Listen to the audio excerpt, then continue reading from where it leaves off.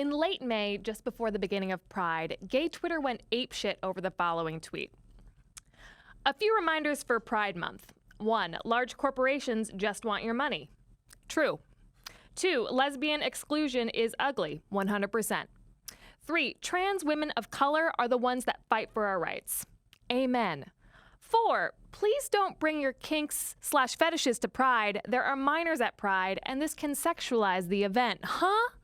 The thing is, when you take the sex out of homosexuality, you get homouality, which doesn't even make sense. At most of the Pride events I went to, instead of men in leather handing me lube and poppers, representatives of MasterCard handed me kombucha and keychains. When did Pride get so prude? Here to talk about the evolution of queer sex are two professional smut peddlers. Mitch Anzuoni is the founder, publisher, and editor of Impatient Press. Welcome to 112BK. And L.A. Warman is a writer, and your latest work is Whore Foods. Welcome to the show. Thank you. So, Mitch, you published Whore Foods.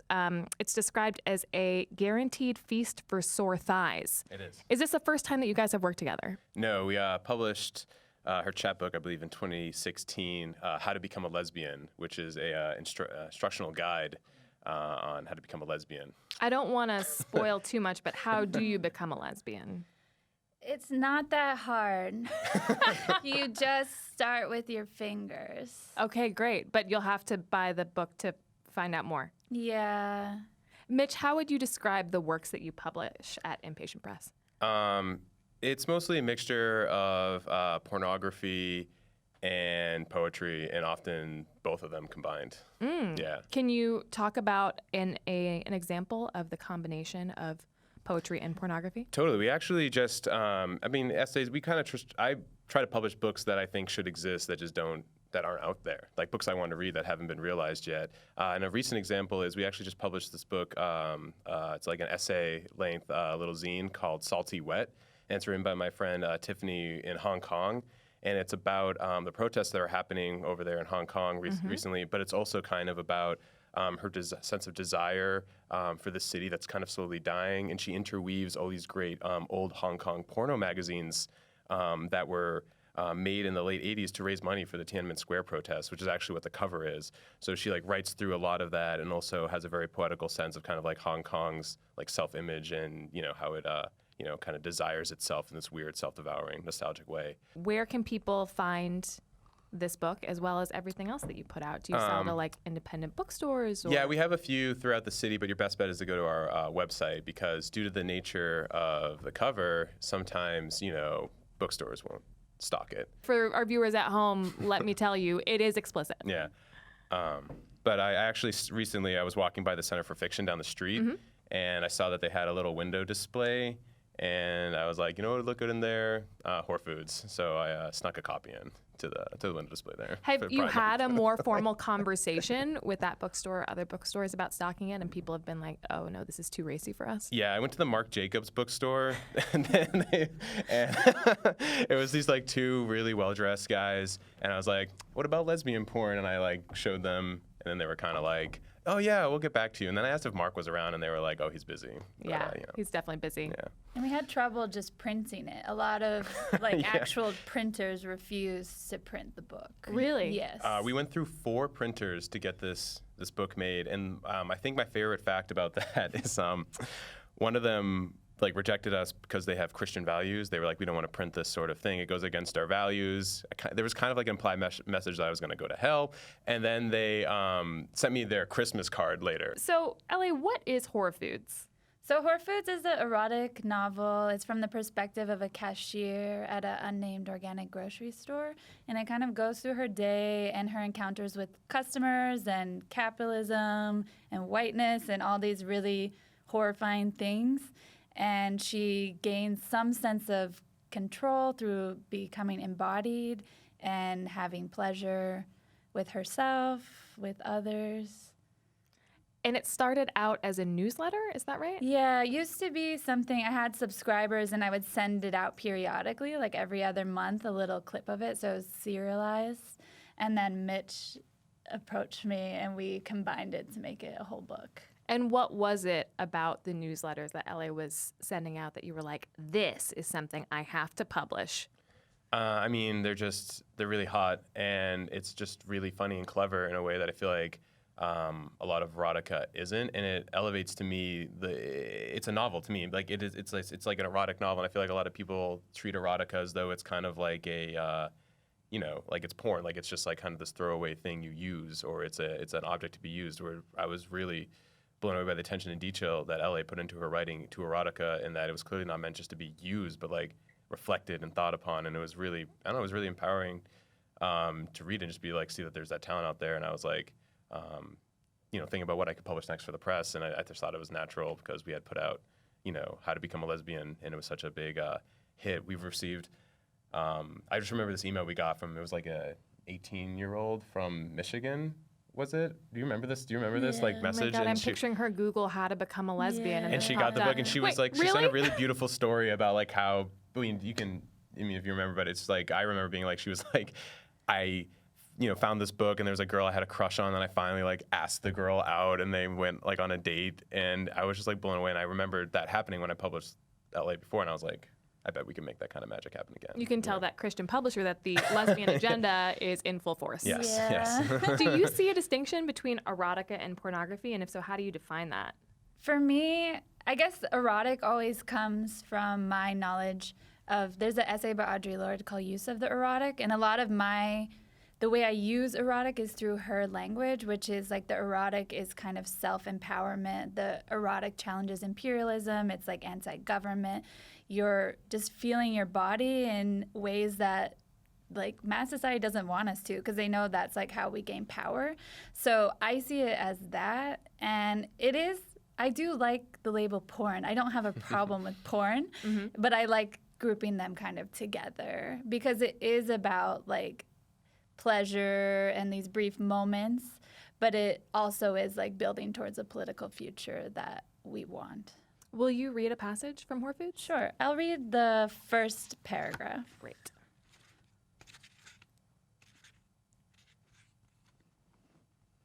I get creamy standing straight, legs apart. I cream up a lot. I can hear it.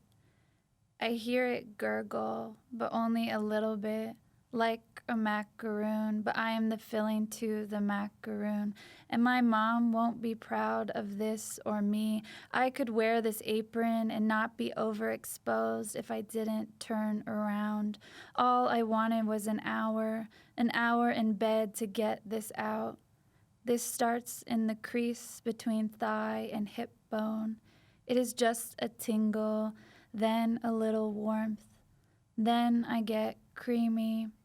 A little cream first, and I have to touch it. If I don't touch it, I will die, and I will take her with me. I'm sorry I said that. Forget I said that. It has a real poetic cadence at the same time as being very filthy. Does food factor into Whore Foods the whole way through? Yes. Yeah. Okay, great. Buy the book to find out more. We talked a little bit in the intro about sort of the sanitization of LGBT culture as there has been growing acceptance towards our rainbow community. I'm wondering, do you feel like it's a political stance that you're taking by publishing like explicit gay smut? Yes. I mean, Please say more. I think the images speak for themselves. I think images are all charged with political power, and the fact that we see this kind of erasure of, just explicit sex. I think a lot about C.A. Conrad when I think about these images. I know it's kind of weird. He's a poet, but he has this line that's basically just like, I'm not going to censor my language when I'm around your kid. Like, I'm just going to, I'm out here. This is who I am. I'm going wild. And I think of that because I've displayed these books at book fairs, and we have another book. It's a magazine. It's a porno zine called Impatient, which L.A. has also contributed to. And the cover of it is someone getting a rim job, and there's some swans all around them. And it's very big. It's very explicit. It's very beautiful painting, and we have it up at the book fairs, and kids love it because they run up and they laugh at him. They're just like, he's like kissing his butt. Like, it's not like, it's not like the kids also, are like no swans. Yeah, exactly. And I see like parents walk by, and occasionally they'll shuffle their kids by, or like, da da da. But I think it's like, I think we ascribe more fear to like the power that we think these images have than that they actually have. So to the point of porn and erotica's place within the LGBT community, LA, there's sort of these like two camps or two schools of thought specifically around lesbian porn. Can you talk a little bit about the difference between sort of like the on our backs and the off our backs schools, and why some lesbians are like porn is dehumanizing and degrading and part of the patriarchy, and some lesbians or queer identified women are like, no, it should be celebrated? Right. I think it's super complicated because a lot of porn in the industry, like all things under capitalism, comes from patriarchy. And that's like how the money is made. So I can understand a lot of the critiques, but I also think it's important for us to make our own porn. And there's a lot of porn that's happening that's made by like queer women that deflects from the male gaze and doesn't care about it. And I think that's really powerful, and it disgusts them actually. And that's like what I want to do more of, because I think with lesbian sexuality, a lot of it is either seen as like a fetish for men. Like I remember walking down the street with my girlfriend. This has happened to me multiple times actually, not just one time, but people being like, can I fuck you both, like around a man? And so it's just like pretty common.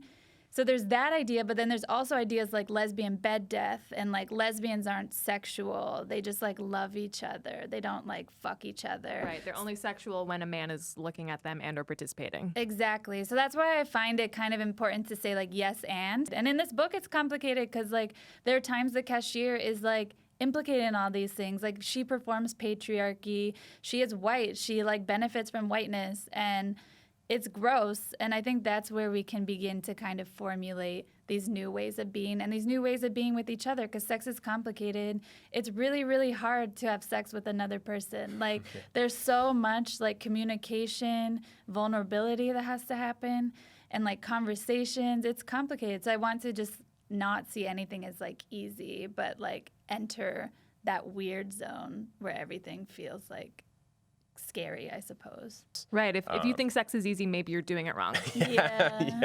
You know, It's an interesting tag. to the point about this 18-year-old from Michigan who Googled how to be a lesbian. I think she was from Michigan.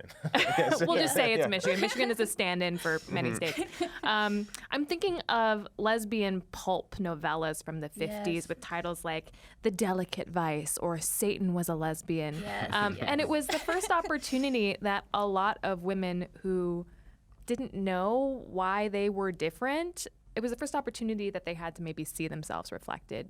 L.A., do you see your work continuing that sort of tradition? I'm like a very like romantic, sentimental person, and I really love love. And so these books open me up to not only like lesbian sexuality and like lesbian communication, but also just like the idea that I can be in love, which is something that is not in media as like as well documented. Like lesbians can't be in love unless they're dead. Unless it's tragic Yeah. or one of them leaves the other woman for a man. Yes, exactly. Happy ending. Yeah. Hetero happy ending. L.A., you also teach erotica writing workshops. Is that right? Yes. Are those for any specific type of person? Can anyone go? And what is it like helping people unleash their erotic writing beast? It is amazing. Anyone is welcome. Sometimes there's like an application process, but generally anyone is welcome. The people who choose to take it are generally, I would say, 98% queer women. And I really value like creating that space.